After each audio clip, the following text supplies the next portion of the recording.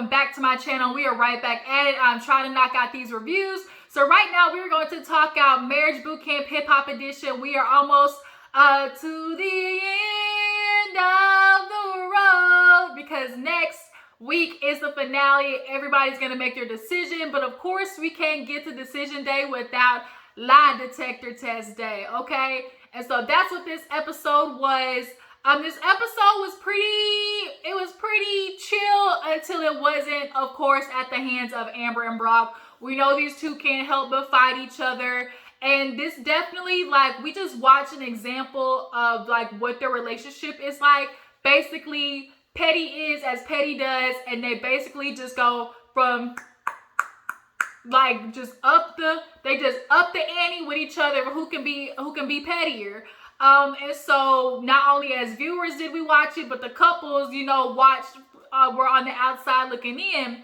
But one thing that really caught my eye was Nori. Nori, I'm about to get into your ass. If y'all missed it, I'm going to explain it because Nori ain't shit, okay? So let's go ahead and get into the episode, you guys. So we open up with Moni telling Tough, basically how Dr. Ish picked up on the fact that they don't really, touch. They don't really show affection towards each other. And she said, this is one thing that she noticed. She just never really said anything about it. So she's like, the fact that Dr. Ish picked up on it, she's like, I'm not crazy. I'm not imagining things because this is something I've never told you. So Tough is like, well, Moni, she don't really show that much affection towards me. And Tough, she tells Tough, like, you don't really show that much affection towards me. They literally say the same thing to each other. But here's the problem. Both of them do the same exact thing to each other, just in different ways. Moni, as much as you like to say, hey, Tough doesn't show me that much affection, you don't give off the vibe of, hey, I'm craving your touch, right? You don't give off the energy of, hey, when you see me, I want you to grab my hand and hold it. I want you to sit beside me and rub my leg. Like, you don't give off that energy.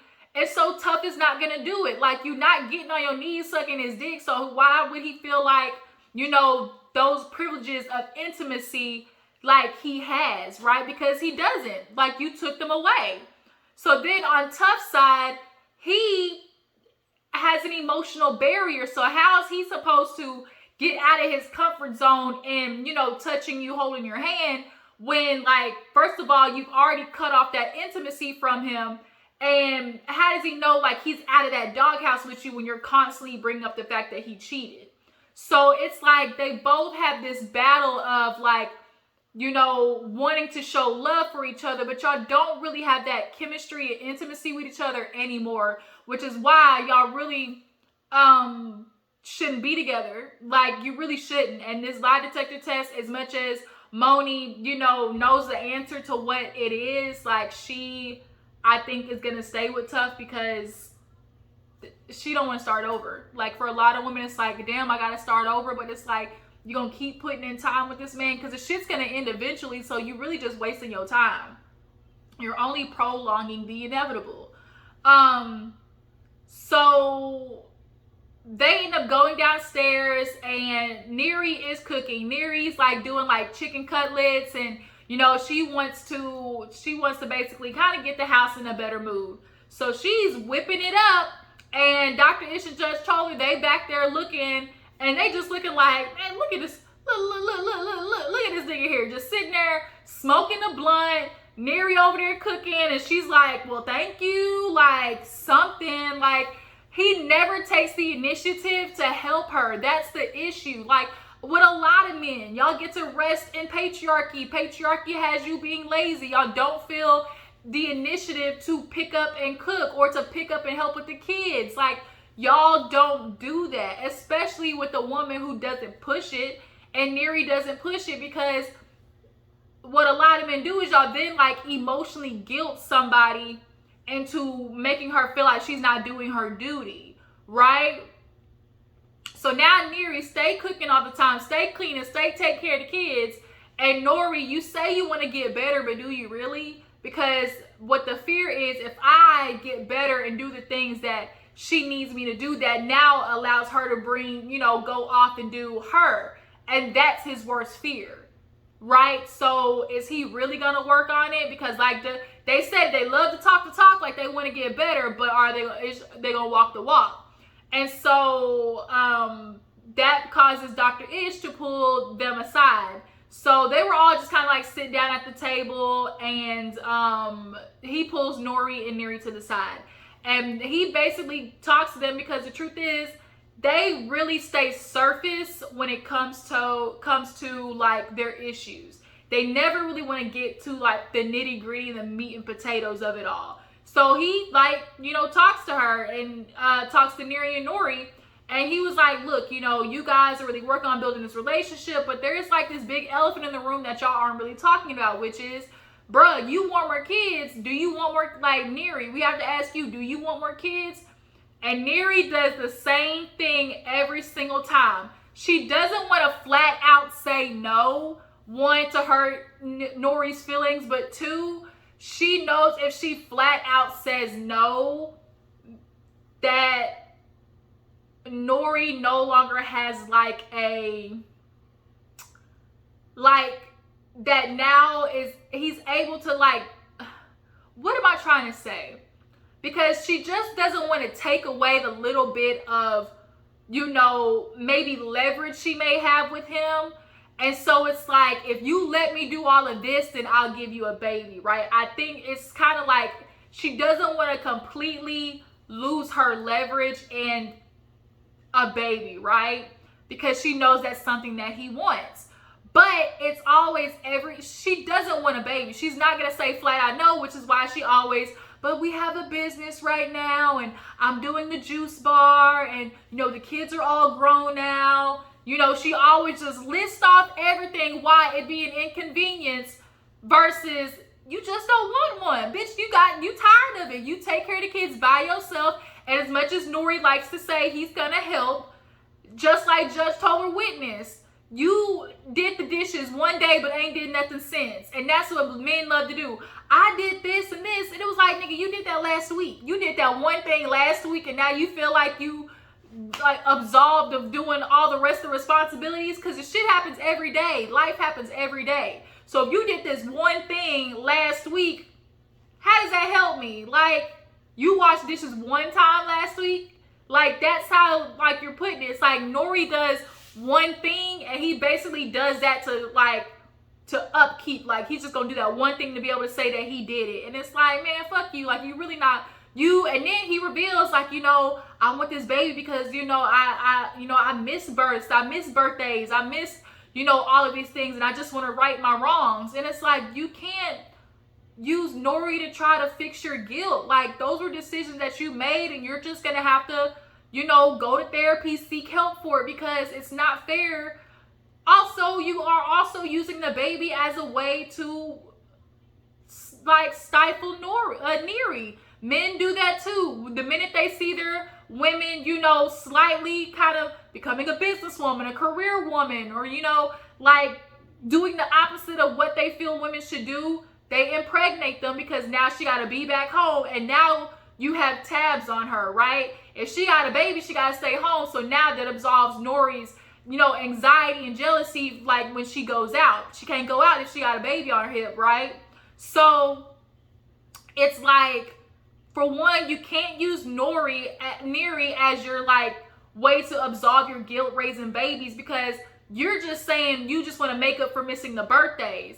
But in between the birthdays, there's still real life that you're not helping with. Like, you want these little life events, but having kids is more than these life events, Nori. Like, that's fucked up, because at the end of the day, you do Drink Champs. Like, your schedule isn't changing, nor it's obvious that you have no intentions on changing it. So, like, to expect Neri to just kind of like give in to this shit, like, no, Neri, don't do it. And the way that she said, oh, I didn't know this was such a big deal to him. You know, when he tells me the deeper reason, like, it makes me feel like, oh, he wasn't just saying it, you know.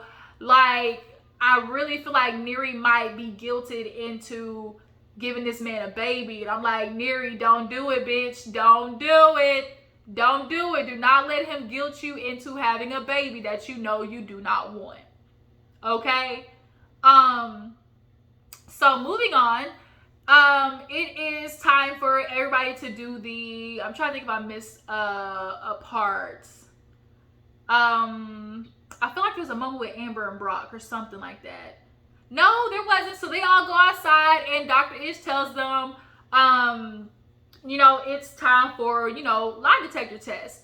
And they all, of course, have their questions, but of course, Judge told her if they feel like it's not really touching on the issue that they need to figure out, they will overrule it. So we get to Nori and Neri. For Nori, he starts going off on a tangent about what took you so long to change your last name. The fuck? Like, that ain't got nothing to do. And see, you can tell when people really are running from the answer that they already know. Like, he was running from asking her if she wants a baby because he knows truthfully that she doesn't. He knows his wife, and he knows deep down that she does not want a baby. So instead of getting a solidified answer to that, you're going to ask about something else that has nothing to do with what your true issues are, which is, her wanting a baby. So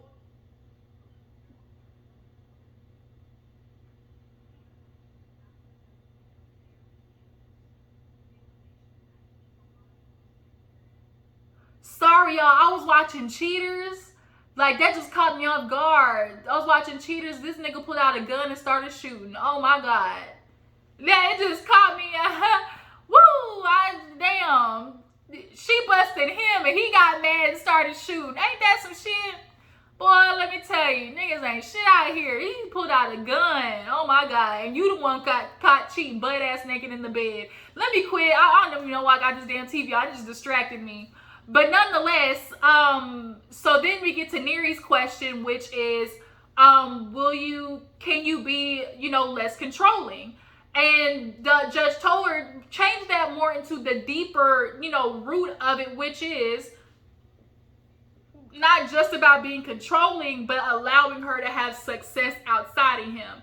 And so the question was, will you be able to allow Neri, a career without your involvement? Will you be able to support her?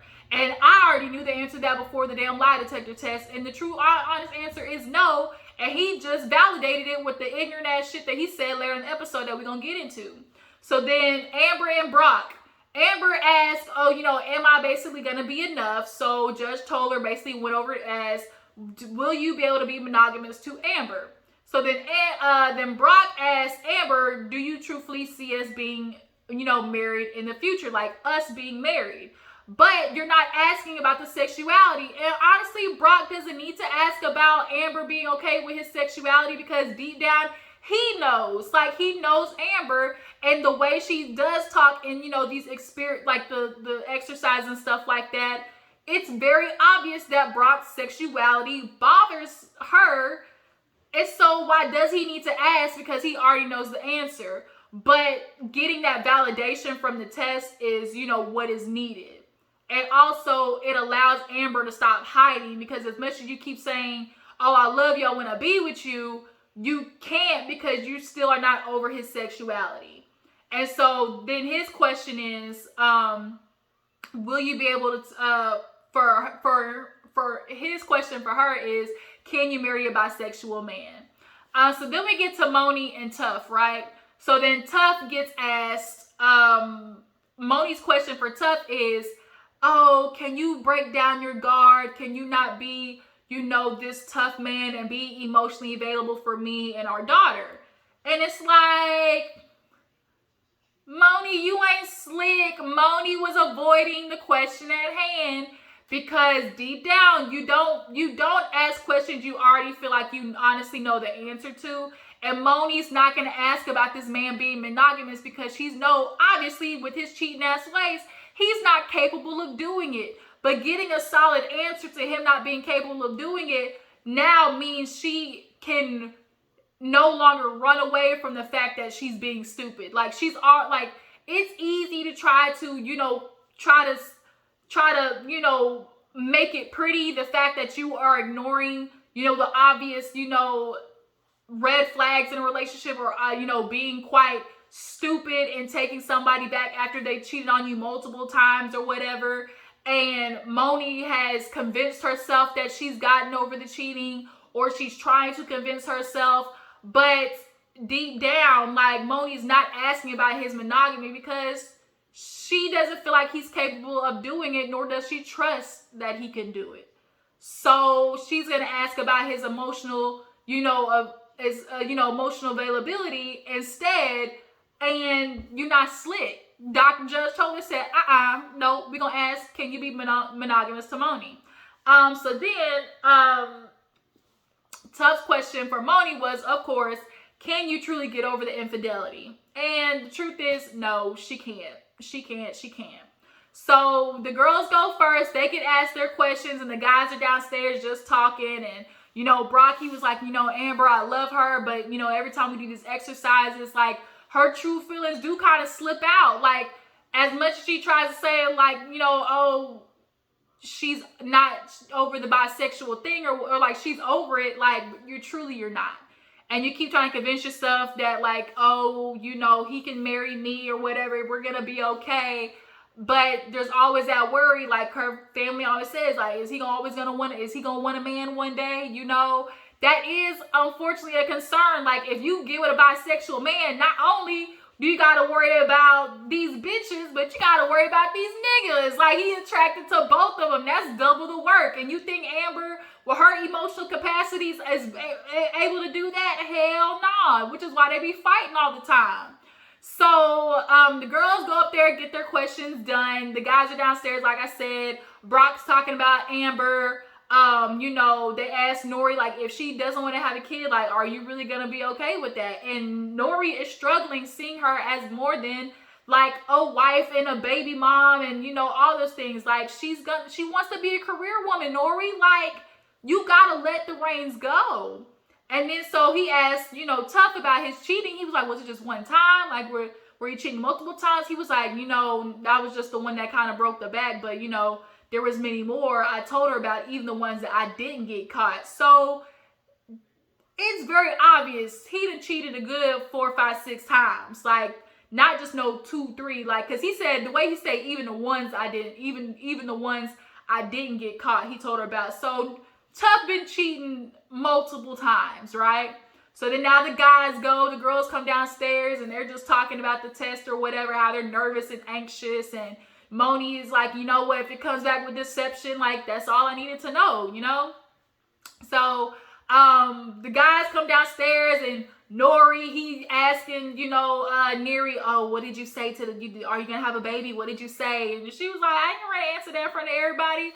But here's where Brock and Amber do their usual. Brock started this shit because he goes outside talking about, do you feel happy about your lies? And she's like, what? He's like, do you feel happy about the lies you just told upstairs? And it's like, you were poking, because both of them know, like, Judge Toller and Dr. Ish picked up on it. They were watching them fight, and they were like, basically what it is they have been managing the truth, which is, the truth is they don't need to be together. They know that they both know that Amber struggles with his sexuality. They both know that when the minute they fight, he always, ends up going to have sex with men, and so they try to skirt around that because they don't want to lose each other, right? And so it's better to just fight with each other and have makeup sex than it is not to be around each other. But Dr. Ish said it perfectly. In trying to keep this thing, you could possibly lose the friendship that you guys have, because you can really tell there is true love in between them, and that friendship, like, they were friends. And it's like, don't lose that trying to keep a relationship up that is not good for neither one of you. Y'all can be just friends. Y'all can still be in each other's life, just not in a romantic capacity. Like, y'all would do so much better. But here y'all are outside by the pool arguing. Did you lie? When you lie, I'm not going to, I'm going to be heartbroken. But how did you feel about this one? And then here go Amber. He started asking Amber, well, were you happy with me? And he's like, well, of the other 10 years, how much were you happy? And she was like, 50% happy, 50% sad.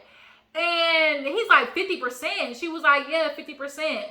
And he was like, damn, you know, I'm thinking like 70, 80, 50% is bad. So he starts getting hurt, and Amber's feeling like, what? Like, I'm telling you the truth. Like I'm telling you the truth. And he's upset about that. And it's like, you can't be mad at her reality. Like, if that's her perception, then it's like 50%, then that's it. Like, you gotta understand that, Brock. Like, y'all might not really be good for each other. So everybody's inside watching them basically pick fights with each other. And Moni's like, here they are, they picking fights. They're basically just doing this now. So they're basically beating the lie detector test to the punch, because they know either one of them is going to be deception, and the answer is going to be something that they're not ready to accept. So they're just fighting now. And so they go outside, and so that's why Tough is like, Brock, why you out here agitating? Why you out here doing bitch shit? Like, it be funny because you be seeing, like, I don't want to be like, it's just joke y'all, but like, you can see the straight side of Brock, and then when the gay side pop out, like, you can see, you're like, there he go with that bitch nigga shit. Like, it's like, you see, like, he start acting like a female, you be like, okay, yeah, that's definitely your gay side popping out. Like, so, they fight, and so Brock was like, you know what, he starts going upstairs and was like, you know what, Amber is deception, and you know, I'm really gonna feel hurt. So, they get called outside, or actually, no, they go upstairs, and this is where you can see, like, their issue, because they're upstairs by the bed, and he's like, man, can we just be friends? And they hug, and they start laughing, and it's like, y'all basically fight and fuck, and y'all don't address the issue. So then he was like, are you ready for the lie detector test? You know what it's gonna be? And she was like, no. She's like, no, stop trying to, you know, be funny, because you know what the answer is gonna be. Like, they know what it is. And so she's like, I'm not even gonna do this. So she like does this, and he flinches. And I'm like, damn, Amber, you can tell Amber be beating his ass. You can tell, like, she did that in the episode. She be beating up on him. So they get down time for for Judge Toller, what they thought was gonna be, you know, the test results. But Judge Toller basically let them know, shoot, this a first. At least one of y'all niggas was lying in each of y'all couples. So now everybody looking like, who did it? Who did it? But she's like, you know what? We're not going to read the test results tonight. Tonight, y'all going to be single. Y'all going to be separate. So, Nori, of course, he don't like it, because he don't like being without Neri. So they in the separate rooms. The girls over there with their little strippers. First of all, the guys that y'all picked, not the move. But getting into Nori's ass, Nori, when he did his lie detector test, he came downstairs. He's like, oh, I felt like it was a trap. Because the questions they would ask him, talking about, oh, do you feel like she can be successful, you know, on her own? It's like, yeah, but why would she want to? Why would she want to? And then he gets downstairs and starts talking to Tough, and he was like, yeah, you know, of course there's a party that says, yeah, she can do it. But then there's the other party that was like, man, no, she need me. And so this is where you clearly see, it's like, Nori feels and knows Neri is smart enough and capable of being successful without him, but he feels like she still needs him as Nori. And that's the thing. He's like, he always is gonna feel, man, she need me because I'm Nori, right? And it's like, you're forgetting that outside you being Nori, like, she's a smart woman and she's gonna figure it out otherwise without you. And so he really doesn't want Neri to have success without him, because then he now will have that fear of Neri knowing, because once a woman figures out she can do it without you, my nigga, you in trouble. Like, that's one thing. If you ever make somebody realize they can do it without you, you now have given them power. And Nori doesn't want Neri to know that she can do it without him. But it's just shitty, like, because that's what he really feels like. Neri is capable of all these things. He just doesn't want her to be. He knows she is. He just don't want her to be. So the strippers. So they all, you know, Nori and Tough is like, it's a trap. It's a trap. I ain't doing it. But Brock said, fuck it. I'm single tonight. So did Amber. So, of course, on the TV screen, they both see each other with the strippers. So now they both just being petty. And now we got Moni and Neri looking at Amber like, bitch, don't do it. Don't be petty. But of course, they can't help it. Moni basically had Amber slip showing because she's like, look, girl, you know, I feel like Brock wants this, but there's always going to be that other side, you know, knocking at his door. And that's literally how Amber feels. Yes, he's capable of being with me as a woman, but there's always going to be that time that like it's knocking, and eventually he's going to want to answer, right? And that's how she's going to feel.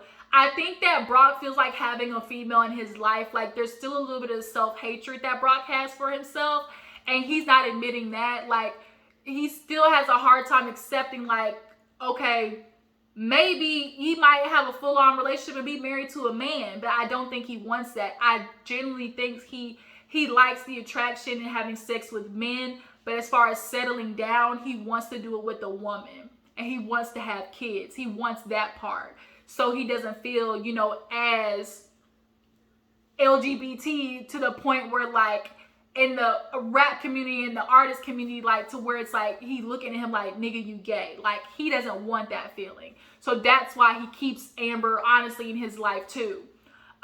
So of course they leave the stripper situation. Amber and Brock start getting into it. Brock starts being petty, talking about work stripper out, let me get another dance. And so now she throwing drinks at him, swinging and shit. And of course all the other couples like, here we go with the bullshit. They start swinging at each other for basically doing the same exact thing. And this is the issue. Y'all try to one-up each other until it gets taken too far and y'all get in these huge explosive fights, right? And so basically the other couples is like, we had one day.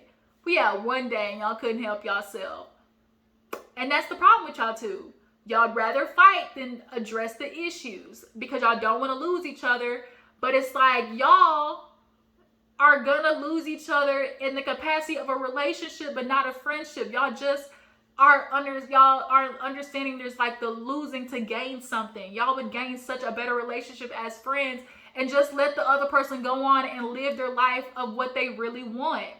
But that was Marriage Bootcamp, you guys. I appreciate y'all for tuning in. I'm going to try to get to Ready Love and come and talk to you guys about that. Make sure to follow my Instagram and Twitter, you guys. And I will catch y'all later. Deuces.